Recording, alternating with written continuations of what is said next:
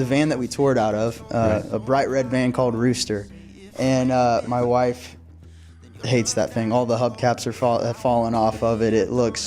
The mirror's fallen off of it. But yeah, when I got a record deal and when we started really doing well on the road, I bought a '96 Bronco.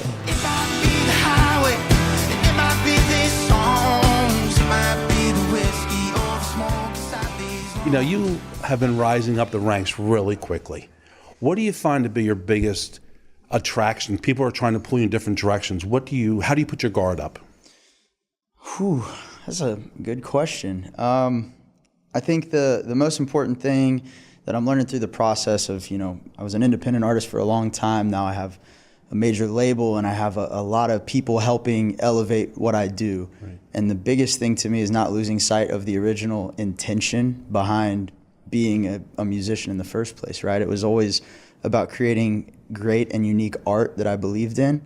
And, sometimes it's easy to get wrapped up in what's working or what's being perceived this way or your brand or your reputation, and all that stuff becomes noise. But if I can get back to, I want to create great art that gets me excited, that I'm excited to share with my fans, I feel like I've found a peaceful thread that can run through all of it. All right. You're changing, you're evolving. Yeah. Are your goals starting to reset? Are you looking to what you had a year ago or different than you have now and 2 years from now? Are you resetting yourself?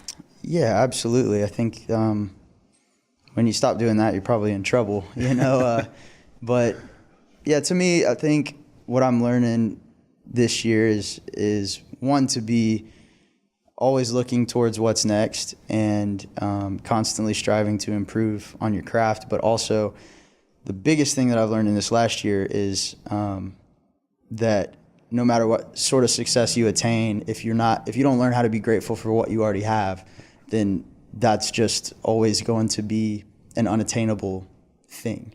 Does that make sense? Mm-hmm. So like for me, realizing that I have been so blessed, I do have a beautiful wife and these kids and a very full and rich life, and I have had success in music, and I also can sit in those moments and celebrate what's already happened as opposed to being only fixated on what's next.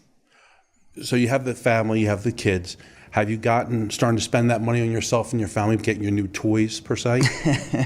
I'd say like the only kind of spoiling thing that I did was I didn't have a car, which sounds kind of crazy. I had the van that we toured out of, a bright red van called Rooster, and my wife hates that thing. All the hubcaps have fallen off of it. The mirror's fallen off of it. But yeah, when I got a record deal and when we started really doing well on the road, I bought a '96 Bronco that is kind of my daily driver. I found it. It's got 60-something thousand miles on it, all original. So that was the toy. I'm not really big on toys. I love riding motorcycles, but those are, in my mind, I justify it. They get great gas mileage. Yeah, save some money that way, right? It always adds up, right? Yeah.